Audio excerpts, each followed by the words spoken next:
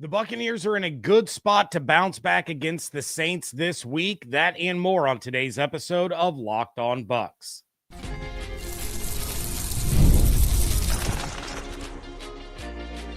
You are Locked On Buccaneers, your daily Tampa Bay Buccaneers podcast. Part of the Locked On Podcast Network, your team every day.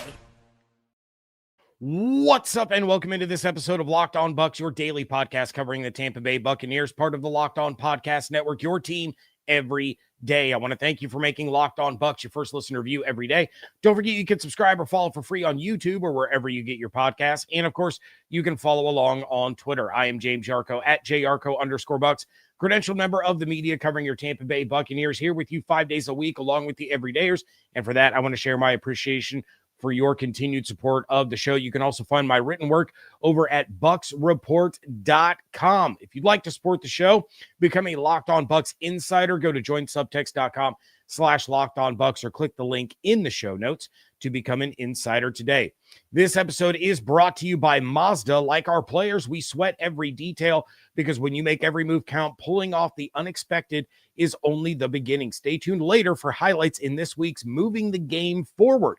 Mazda, move and be moved. Keys to victory and predictions coming up in a little bit, but let's talk about that injury report and who is going to be available for this game. Now, when the Bucs issued their first injury report of the week back on Wednesday, there were 17 players on it. So it's safe to say that the bye week is coming at the right time for these guys to get some rest and recovery time. But first, they have to get through this week. The players that the Bucs listed with one ailment or another, I'm not going to go through every single injury, but the players were Chris Godwin, Bucky Irving, Luke Haggard, Hassan Reddick, Vita Vea, Ben Bredeson, Teddy Bridgewater, Devin Culp, Levante David, Emeka Egbuka, Greg Gaines, Christian Izien, Michael Jordan, Baker Mayfield, Zion McCollum, Josh Williams, and Antoine Winfield Jr. Honestly, it might have been easier for them to list the players that aren't injured. But again, I say that the bye week could not come at a better time for this team. But they can't look ahead to the bye week. They got to focus on New Orleans first. Now, they have officially ruled out 4 players: Chris Godwin, Bucky Irving, Hassan Reddick, and Luke Haggard, to go along with, of course, Mike Evans, who's on injured reserve, and Luke Gedicke, who isn't expected back until after the bye. But then you have Vita Vea listed as questionable with a foot injury. Now, Vea is the one to keep an eye on. He missed practice Thursday and Friday, but word is he's trending towards playing Sunday. I would expect him to play, but this is the same injury that he dealt with earlier in the season. And for it to pop up again like this and cause him to miss 2 days of practice is a little concerning. You need him out there, especially with Eric McCoy missing this game. Vea and Elijah Roberts are going to be vital for the Bucs defense to succeed in this game and create the kind of pressure that you need to get against a quarterback like Spencer Rattler. I talked about it on the crossover episode yesterday with Ross Jackson. The Bucs have to get after Rattler without sending blitzes. For those that didn't catch it, go back, check it out. It's always fun getting together with Ross. But Spencer Rattler, higher completion percentage, better touchdown to interception ratio, better quarterback rating while being blitzed than when he's not blitzed this season. So I'm not sure how effective the Bucs are going to be in getting after Rattler with their natural pass rush if Vita Vea is not on the field. Again, I think he plays, but this is something to be on notice about because it's not a slam dunk guarantee for Sunday's game. As for the rest of the Bucs, they're all good to go. No one else has a game designation as far as being questionable or doubtful or anything like that. Running back Josh Williams did clear concussion protocol and will play in this game. So no practice squad elevation this week for Owen Wright. Michael Jordan was promoted to the active roster when Mike Evans was placed on injured reserve. So you would expect him to start at right guard once again. For the Saints, their injury report is much, much shorter, and they do not have any players with a game designation. Juwan Johnson, who is dealing with a neck injury, and Alvin Kamara, who is dealing with an ankle injury, will both play. I'm going to talk more about both of them coming up in a little bit, but then you have Chris Olave dealing with an ankle injury. He's good to go and looking to continue a really nice run of games lately. I talked to Ross on the crossover about Chase Young, who is back on the field. He can cause some problems, but the Saints team will be missing Eric McCoy at center, which is a massive blow, not just to the effectiveness of their offensive line, but also as a leader on the field, the person that designates and deciphers what kind of coverage that they need to be in. And then running back Kendre Miller, who was placed on IR. Now, Miller, despite some struggles early in his career, which may have been his fault, may have been Dennis Allen's, we're not really sure. He's had a nice emergence and been really solid for the Saints this season. Without him, you're going to have Devin Neal as the other running back in the rotation there with Alvin Kamara. Former Buccaneers receiver Trey Palmer is also on injured reserve. He will not see the field in a potential revenge game. Safety Julian Blackmon is on IR. He's not going to play. So while their injury report for this week is short, they do have 12 players on injured reserve at the moment. All in all, outside of, because of this being a divisional game and being played in New Orleans, the stark difference in the injury situation is why this game could get dicey. The Bucs have a lot of guys that are banged up, and they simply cannot afford to lose anyone else. You expect them to bounce back from an ugly loss Monday night. You expect them to beat a team like the New Orleans Saints, because on paper, the Buccaneers are a vastly superior team to what the New Orleans Saints are at the moment. But the simple fact of the matter is that this game could wind up being a heck of a lot closer than you want it or expect it to be. The Bucs are just so banged up right now and missing so many key players that the Saints are going to look to take advantage of that, especially with the extra motivation and bulletin board material that Baker Mayfield gave them after he spoke with the media on Wednesday. I'm sure a lot of you have seen social media just going crazy over all of that. It's led to some really interesting interactions on Twitter for myself and a lot of other people that not only cover but follow the Buccaneers. I do want to jump into the chat real quick. Demon Hunter, the starters need to come out feisty and frisky. That will trickle down to the backups. I don't hate that take. And look, this is a football team that all year long, from week one, has had to put backups into spots on this roster. You've had to have that next man up mentality, and those guys have had to elevate their play in order for the Bucs to be where they are right now. And that's 5-2. I know everybody's still down and frustrated about the Monday night loss to the Lions. It was a great opportunity for them to be 6-1. They're not. They're 5-2. But you know what? If I had told you a month and a half ago that the Bucs would be going into the bye at 6-2, every single one of you would have been like, yes, sign me up for that. If that can be a guarantee, 100% no doubter that they will be 6-2, you would have taken that. So it stinks that the losses came to Philly and Detroit, but this is still one of the top teams in the NFC as well as the NFL. They just have to get back in the win column and continue climbing the ranks. All right. Paul, the OG Baker Bro, says the Nelson Braswell rotation doesn't really instill confidence. I get it. Braswell has been underwhelming for the Buccaneers since being drafted. He's had his flashes. He's had his moments. I think Anthony Nelson has been a solid, steady presence there on the defense. He's going to get you a couple of sacks. He has those flash plays every time he has the opportunity.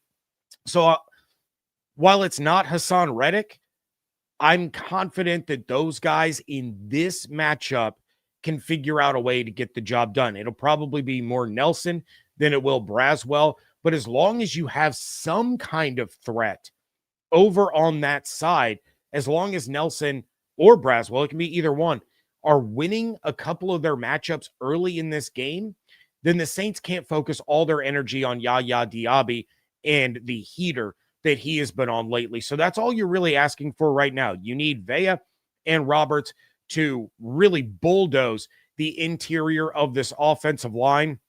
That'll create the opportunities there for Yaya and Nelson and Braswell on the other side. You just need them to win a couple of their reps. And, I think that'll start to set the tone for what this defense will be able to accomplish as far as an edge rush presence is concerned. All right. What do the Buccaneers need to do to win this game? That is coming up next on today's episode of Locked On Bucs, part of the Locked On Podcast Network, your team every day. The NFL season is here, and FanDuel is making sure you're ready for kickoff with a can't-miss offer. Right now, new customers can bet just $5, and if your bet wins, you're going to get $300 in bonus bets to use across the app. FanDuel is where I always go to place all my parlays, prop bets, game bets for just about every sport. It definitely adds a little bit of excitement to my NFL Sundays when I get together with my group of buddies. We get in our group chat and we figure out what our 10-leg parlay of the week is going to be. The Buccaneers are now 5-2 on the season and looking to get back in the win column before the bye week. They are 4.5-point road favorites against the New Orleans Saints in the Caesars Superdome with an over-under of 46.5. The line for Baker is 245.5 passing yards. Emeka Egbuka is sitting there at 75.5 receiving yards. And on National Tight Ends Day, Cade Otton is plus 185 to score a touchdown. So are you ready to play? Download the FanDuel app now by visiting FanDuel.com to get started. That's FanDuel.com to place your first $5 bet. If you're a business owner, here's the truth. SaaS promised to make work easier, but now the average company is buried by hundreds of apps that slow down your teams and simply don't work together. That's not SaaS, that's SAD. Software as a disservice. That's why you need Rippling. Rippling is the unified platform for global HR, payroll, IT, and finance all in one place. They've helped millions of businesses replace a mess of disconnected tools with one system designed to give leaders clarity, speed, and control. By uniting your employees, teams, and departments in one system, Rippling removes the bottlenecks, the busy work, and silos your software created. Everything from onboarding to payroll to IT access runs automatically and perfectly in sync. And right now, you can get 6 months free when you go to rippling.com/lockedonnfl. Learn more at rippling.com/lockedonnfl. That's rippling.com/lockedonnfl for 6 months free. Terms and conditions apply. Thank you again for making Locked On Bucs your first listen review every single day. All right, what do the Buccaneers need to do to get this win against the New Orleans Saints, their second NFC South matchup of the season? And offensively for the Buccaneers, they need to attack the short passing game in this matchup. I know Evan talked about the run game on Wednesday's episode and that being a huge part of what they need to do in this one. And I agree, but attacking in the short passing game is twofold for the Buccaneers. First, it's going to get the ball out of Baker's hands faster and hopefully allow him to push the ball down the field more easily than he was able to do Monday night when he really couldn't push the ball down the field at all. Then you have a situation where you're facing a bad secondary in terms of tackling and one of the bottom teams in the NFL in yards after catch allowed per reception. That is where you're going to see guys like Egbuka, Tez Johnson really shine in this game and get their ability to gain yards after the catch really in the spotlight. The Bucs are fourth in the NFL in yards after catch this season. They're fifth in yards after catch per reception and fifth in air yards per target. So this is a team that can move the ball through the air in the short, intermediate, and deep game, while their receivers have done an outstanding job in turning moderate gains into chunk plays. That's going to be a huge part of what they do Sunday against the Saints. Egbuka himself has gained 5 or more yards after catch on 12 of his 31 receptions this season, and 3 of his 5 touchdown catches have also been a result of at least 5 yards after catch. Now, he is averaging 13.8 air yards per target this season. So he's already getting chunk plays before picking up the yak. But I would expect this week that those air yards are going to go down just a tick. It might be more in the range of 9 or 10 air yards per target, and allow him to get through a second and third level of a defense that is shown to have major tackling issues this season. The Saints are giving up chunk plays by the bunches. You have the weapons. You may not have Mike, you may not have Chris, you may not have Bucky, you may not have Jalen, but you still have the weapons on the offensive side with Egbuka, Tez, Cam, Shep, Otten, and Rashad out of the backfield. And don't forget about Sean Tucker, who had a massive game against the Saints last year. These are all guys that are capable of picking up solid yards after catch and turning short gains into big chunk plays. Defensively, for the love of all things holy, you have to find a way to stop Alvin Kamara and Juwan Johnson in the passing game. The Bucs remain one of the worst teams in the NFL against pass-catching running backs, and that was on full display against the Lions last week. Jahmyr Gibbs had 3 receptions for 82 yards with a long of 30. David Montgomery added 2 receptions for 18 yards. Now, the Bucs did improve to 17th in the NFL against the tight end position, but a large part of that is because the Lions didn't use their tight ends on Monday. Laporta had 3 receptions for 15 yards. Brock Wright had 3 for 23. But the Lions didn't really need to pass, especially to their tight ends, because the Bucs couldn't stop Jahmyr Gibbs all night long. So do not let that fool you into thinking that they have solved the tight end problem on defense. Kamara is not what he once was, but he is still incredibly dangerous. Only 123 receiving yards on the season, but this is the matchup where Spencer Rattler is going to be able to look to Kamara as that safety blanket, as that outlet, when he's under pressure, and then Kamara can make plenty of players on this defense miss. There have been missed tackles, blown coverages, players slipping and falling all season long that have led to running backs getting massive plays in the passing game. Then Juwan Johnson, he's already one of Rattler's favorite targets. He has the second most targets on the team, 31 receptions on 44 targets for 315 yards and a touchdown so far through the first 7 weeks of the season. And for a team that has Chris Olave and Rashid Shaheed and Alvin Kamara, it's Juwan Johnson that leads this team in 20-plus yard plays. So he is extremely dangerous for a defense that has not had an answer for the tight end position all season, and he is better than most of the tight ends that the Bucs have faced so far this year. So you have got to dedicate someone not named Servassier Dennis to covering. And again, Servassier has gotten better in coverage throughout the season, compared to week 1. He is improving, but he's not the one-on-one matchup that you want with Juwan Johnson. To be honest, I'm not even sure I want Levante David one-on-one with a tight end, because he has shown throughout the season that he's not quite what he was in coverage. So this might be a job for Tyke Smith, who had an interception off of Rattler in New Orleans last year. But this is a spot where I'm not sure, based on what we've seen through 3 weeks, where either linebacker is going to be able to stop Johnson in pass coverage. So those are the big ones. It could be Izzian, it could be Tyke, it could be Antoine, but you need a non-linebacker making sure that they are covering Juwan Johnson in this one. Otherwise, Johnson is going to have a massive day. All right, going to jump back into the chat again. We got Paul.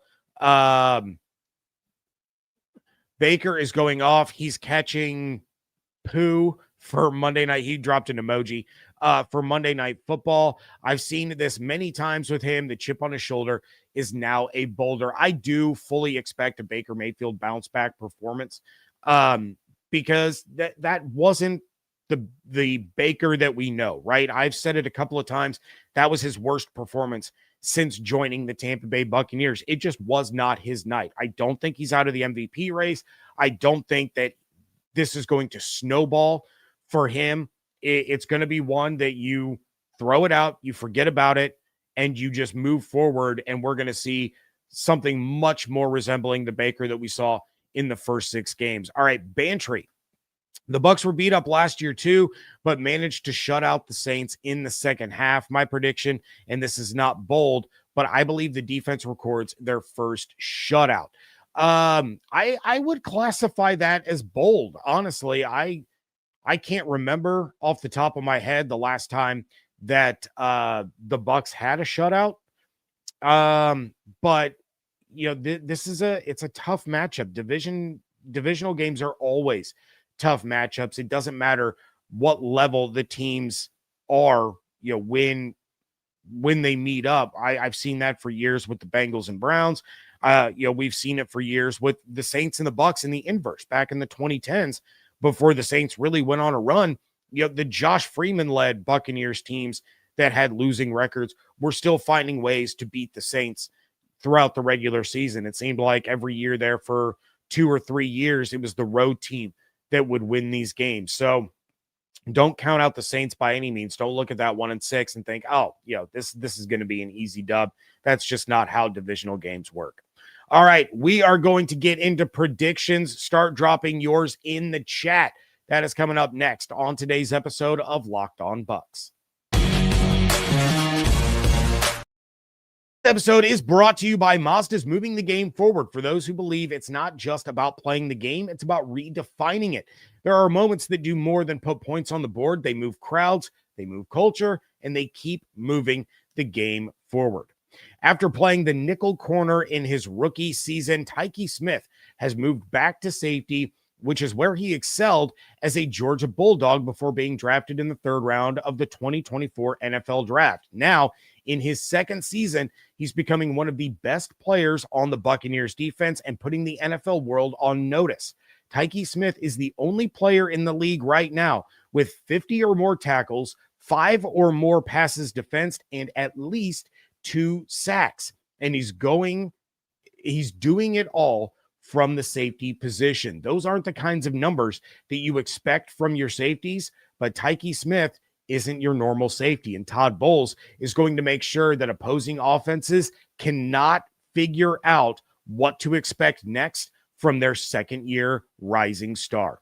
When you follow what moves you, the unexpected is only the beginning. And just like there's more to every highlight, there's more to a Mazda vehicle. Mazda, move and be moved. Wrapping things up here on a live preview edition of the Locked On Bucs podcast. And a quick recap of Evan's predictions from Wednesday's episode. He does have one small change, and a lot of you are not going to like it, but that's okay. His bold prediction is that the Buccaneers have their best rushing game of the season in terms of how many yards they rush for. His player prediction was the Rachaad White Sean Tucker combo there at the running back position. And then his score is where he made a little bit of a tweak.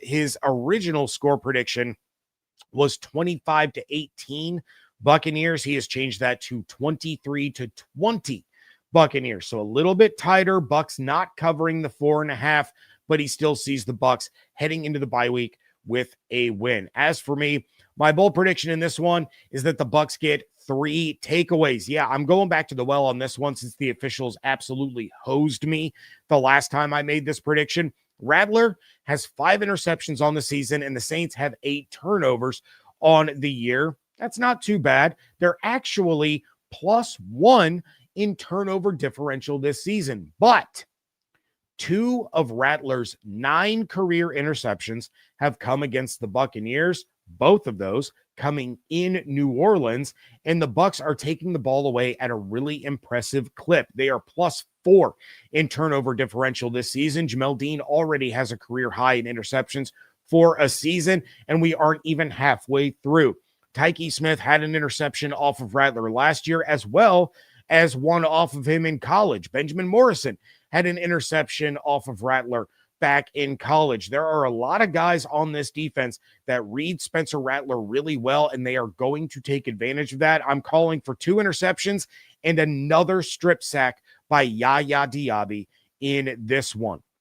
My player of the game is going to be Emeka Egbuka. This is a preview of your future, Bucs fans. You have had a situation where Egbuka has just had to step up until Mike came back. Mike's not coming back anytime soon, probably at best at the end of the regular season. So now Emeka Egbuka is your wide receiver one, and he will remain your wide receiver one for the rest of the season.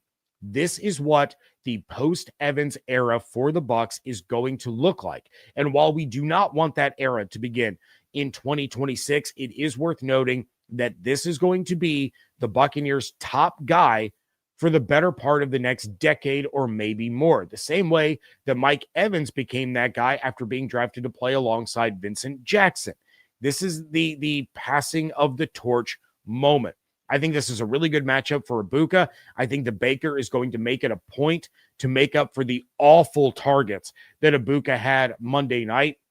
And I think Egbuka is going to embrace this role as not just the wide receiver one, but as a leader on this offense as a rookie. And he's really going to rise to the occasion. Give me 140 and at least a touchdown for Egbuka against the Saints. The score, this is a game where the Bucs need to come out pissed off and ready to make a statement. For the first time this season, they were truly embarrassed on a football field, and it was in front of a national audience. At least in the loss to Philly, they battled back, they made it close, and they had a chance at the end of the game. This one, they did nothing. Offensively, they did absolutely nothing that they can look back on and be proud of. Baker made some comments about the Saints and got those players a little more hyped up to play in this game. He is absolutely going to hear it from that fan base on Sunday for the comments that he made about the Saints being not a clean team when he has faced them. But Baker's out there to show that last week was a fluke, and this isn't going to be when the annual 4-game losing streak for the Buccaneers gets started. This is a really good football team. They keep overcoming injuries. They keep finding ways to win, and they are going to do whatever it takes to head into the bye at 6-2. I'm taking the Bucs 34-17 in this one. All right, going to jump into the chat and see what some of your guys' predictions are going to be. Real quick, Paul says, light pulling the trigger on a trade, ? We'll get into some of that discussion next week during the bye. We'll have our reaction to this game. Then when Evan comes on for Wednesday's episode, we'll start to get into the trade deadline discussions. Let's see. We have Demon Hunter. 55-12 is what he is saying. I don't think the Bucs are going to hang a 50 burger. I said that on ESPN Southwest Louisiana on Friday. I think it has the opportunity to be a little bit closer, especially in the first half. I feel like this is going to be a tight game, much like last year. It'll be tight in the first half. The Bucs will pull away a little bit more in the second half. Let's see. We got Richard in the chat. Hopefully Trey Palmer doesn't wake up pissed off. He's on the IR. He will not play. We talked about that earlier. I know you weren't in the live at the moment, but yeah, no Trey Palmer in this one. Let's see. Lakita. Okay, here it goes. 28-9 Bucs. We got Richard, Bucs 30, Saints 19. Demon Hunter, bold prediction. The refs only throw their dirty laundry on each other. All the penalties will be against the Zebras. I wish that could happen. Let's see. Narav, 42-10 Bucs. Bold prediction. Cade Otton, 75 yards and a touchdown. I love that. It's National Tight Ends Week. I talk about my friend group parlay that we do each and every week. We pick 10 touchdown scores. One of my two is Cade Otton for this week. David says 48-14 Bucs. Bantry, bold prediction. The Bucs return a kick for a touchdown. Players of the game, Zion with 2 picks. Barton grades out perfectly. Bucs win 31-0. We got Paul Baker, 3 touchdowns, 50 rushing yards. Emeka Egbuka and Tez have monster games. Yaya with 2 sacks. Rashad and Shep each have big plays. I like that one a lot. Richard, bold prediction. Morrison and Parrish each get their first interceptions. I would be so hyped if that happened. I would love for both of those rookies to get their first interceptions in this game. Narav, Cam Johnson and Miller will probably get some looks as well. I do think Cam Johnson is going to be a big part of the offensive game plan. I don't know if Ryan Miller is going to get a ton of opportunity. I think Cam is kind of that fourth guy in there as Tez continues to emerge as a bigger and bigger part of this offense. So I think your primary three for this one are Egbuka, Tez, and Sterling Shepard, and then you will get some opportunities to have Cam out there. I would guess that Ryan Miller might be on the field for maybe 6 to 8 snaps, depending on how many offensive snaps they really have. But hopefully he can make the most of his opportunities when he is out there. Jimbo Shrump, haven't seen you in a while, buddy. He says LFG boys 35-14 Bucs is his prediction. I love that one too. And then Lakita, how about another flip in the end zone this week? You'd love to see it. Tez Johnson back-to-back weeks with a touchdown. Let's go ahead and make it 3 in a row. Would love to see that out of Tez. All right. That is going to do it for this episode. I already forewarned the insiders. I'm going to let all of you know, though, the live post-game reaction episode is going to be later than a normal post-game live. I will actually be hitting the road as this game starts to come home from a hockey weekend. We leave at 11 o'clock Saturday morning. Probably won't get home until close to 9 o'clock Sunday night. So as soon as I get home, I will rip through this game as quickly as possible, get the live show put together, hoping to go live before 10 p.m. But that's why you got to make sure that you're subscribed on YouTube with those notifications turned on so you know exactly when I go live. But I will basically be radio silent during the game. I'll listen to Gene on the radio call and then try to watch as soon as I walk in the door. So we will still go live Sunday night. It's just going to be later than normal, especially for a 4 o'clock game. But until then, please make sure that you're checking out everything on Twitter at Locked On Bucs, at @Yarcho_Bucs, TikTok and Instagram at Locked On Bucs in both of those spots. Make sure that you are following on YouTube with the notifications turned on, as well as wherever you get your podcasts. Become a Locked On Bucs insider. Go to joinsubtext.com/LockedOnBucs or click the link in the show notes. You want to support the show, but you don't want to be an insider. It's real simple. Like this episode on YouTube. Leave a 5-star review wherever you get podcasts. It does help other Buccaneers fans find the show. Hope you all have an absolutely outstanding weekend. Stay safe, stay healthy, fire the cannons. I want to thank you so much for joining me right here on Locked On Bucs, part of the Locked On Podcast Network, your team every day.